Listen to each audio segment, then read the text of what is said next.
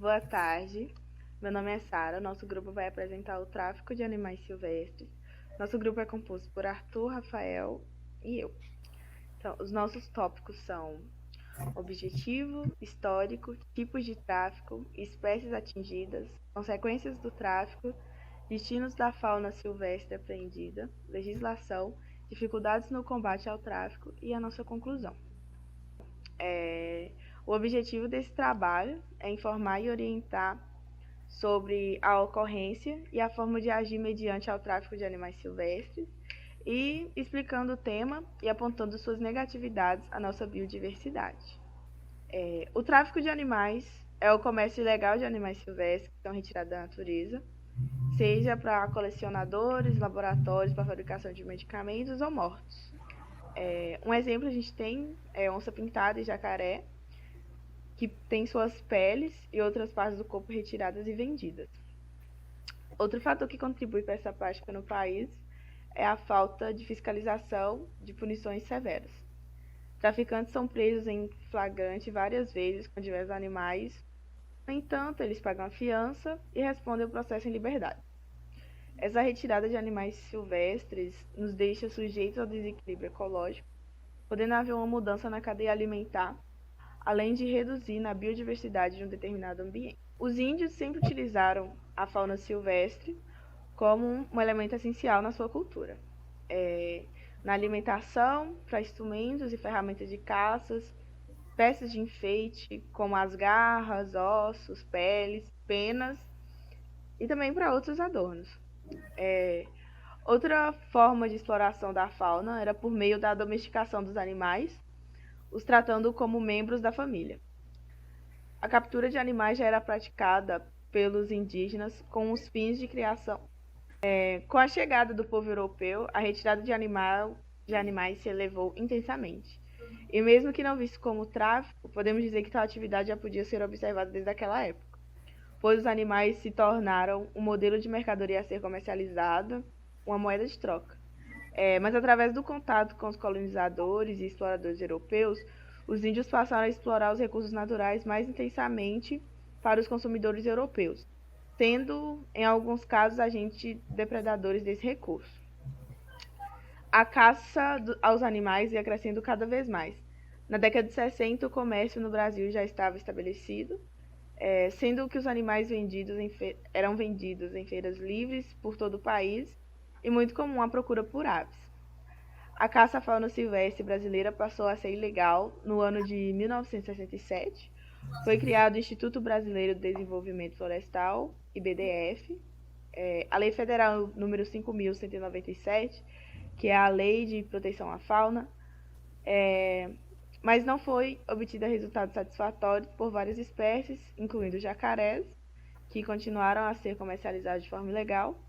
Surgiu um comércio clandestino, pois não foram dadas opções de emprego para aquelas pessoas que viviam da venda de animais, e começou assim a história do tráfico da fauna silvestre no Brasil. No Brasil, há três principais tipos de tráfico na fauna silvestre, que se diferenciam um do outro pelo destino final destes no mercado nacional e internacional. São eles: os animais para colecionadores e zoológicos.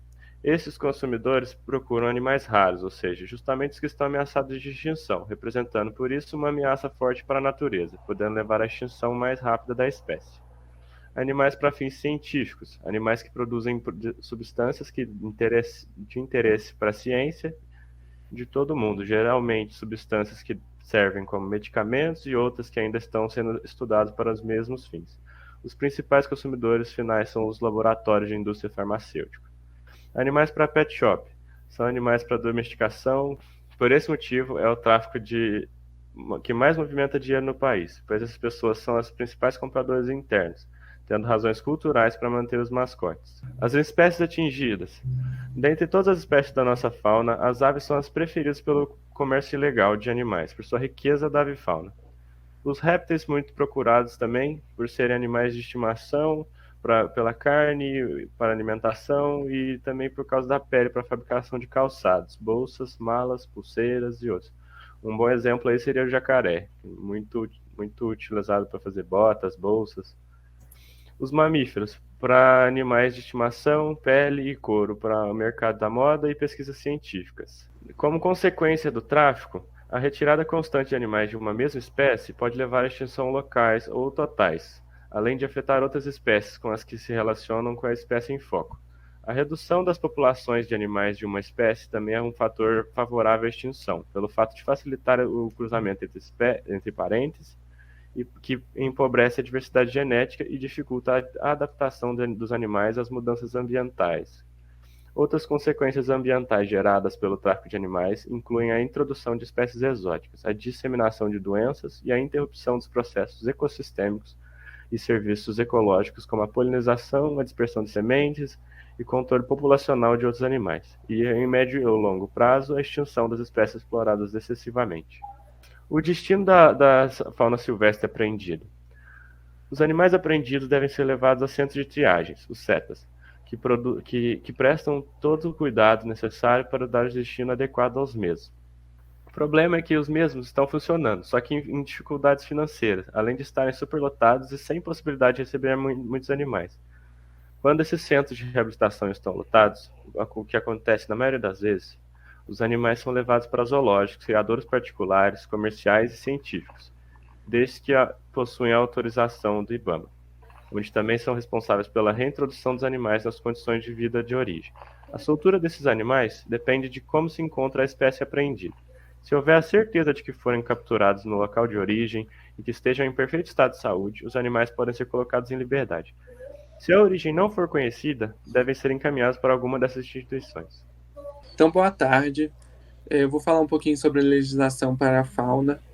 Como já foi citado, o IBAMA é o órgão de fiscalização e ele segue as diretrizes da Lei nº 9.605, de 1998. No capítulo 3, refere-se quando há apreensão dos animais e como o órgão fará a soltura ou a distribuição desses animais. No inciso 1º, diz: os animais serão prioritariamente liberados em seu habitat ou, sendo tal medida inviável ou não recomendável por questões sanitárias, entregues a jardins zoológicos, fundações ou entidades assemelhadas, para a guarda e cuidado sobre a responsabilidade de técnicos habilitados. Já no capítulo 5, encontramos o que é crime em relação à fauna. O artigo 29 diz que é crime quando você mata, persegue, caça ou apanha, ou utiliza espécies da fauna silvestre, nativos ou em rotas migratórias, sem a devida permissão, licença ou autorização das autoridades competentes, ou em desacordo com a obtida. A pena vai de detenção de 6 meses a 1 ano e multa. Aqui vale um comentário. As leis de crimes ambientais são, em sua maioria, educativas e, portanto, são facilmente convertidas a prestações de serviços ligadas ao meio ambiente. Tanto que, em capítulos anteriores dessa mesma legislação, pessoas sem estudos têm sua pena diminuída. O inciso 1º diz que quem impede a procriação de fauna sem licença, autorização ou em desacordo com a licença obtida, incorre na mesma pena. Aqui vale salientar que a modificação, danificação e destruição de ninhos ou abrigos naturais de espécies são inclusos nesse inciso. A pena será aplicada em 50% nos casos contra espécies raras ou nas ameaçadas de extinção. Também quando estamos em períodos de proibição da caça ou ainda quando o crime é praticado em unidades de conservação. No inciso 5º, diz que a pena é aumentada até o triplo se o crime decorre do exercício de caça profissional. Já aqui nós temos o artigo 32, e ele diz: praticar atos de abusos, maus tratos, ferir ou mutilar animais silvestres, domésticos ou domesticados, nativos ou exóticos, a pena é de detenção de 3 meses a 1 ano e multa. Quando se trata de cães e gatos, a pena pode chegar a 2 anos a 5 anos de reclusão, multa e proibição da guarda. No inciso 2º, a pena é aumentada de 1/6 a 1/3 se ocorre morte do animal. No artigo 37, diz que quando não é crime o abate do animal, E eu coloquei para vocês 2 parágrafos. Então, o parágrafo 1º. Em estado de necessidade para saciar a fome do agente ou da família e para proteger lavouras, pomares e rebanhos da ação predatória ou destruidora de animais, desde que legal e expressamente autorizada pela autoridade competente.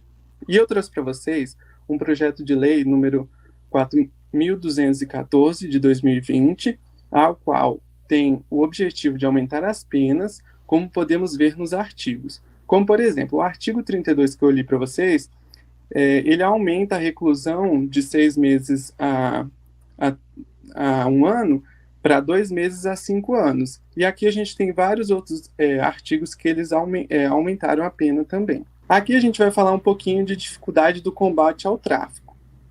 E nessa tabela da HHF Brasil, de 1995, a gente já pode perceber que os preços são atrativos para a comercialização desses animais. E o porquê não é tão fácil conscientizar as pessoas para não exercerem o tráfico. Um mico-leão dourado em 1995 era comercializado por $15 mil e a arara vermelha por $12 mil. Além, claro, da falta de fiscalização, e isso ocorre pelo número de fiscais disponíveis para o tamanho do território e dificuldade de acessos a muitos traficantes ilegais. Estima-se que temos 40 fiscais para uma área de 1,5 milhão de quilômetros quadrados na Amazônia. E junto disso, a lotação dos centros de triagem e zoológicos e falta de educação ambiental nas escolas para a população sem acesso à educação. Então, a conclusão do nosso trabalho foi que podemos concluir que o tráfico de animais silvestres é a terceira maior atividade ilegal, só perdendo para as armas e as drogas. As pessoas em situação de pobreza geralmente são influenciadas por traficantes de média e longa escala, e a educação ambiental é um dos fatores principais para que essa população seja conscientizada dos prejuízos que o tráfico traz, incluindo a perda da biodiversidade genética do país quando esses animais são enviados a outros países. E aqui está nossas referências que nós utilizamos para fazer esse trabalho. Pode passar. E o fim, né? Eu, o Arthur e a Sara agradecemos todos vocês pela oportunidade.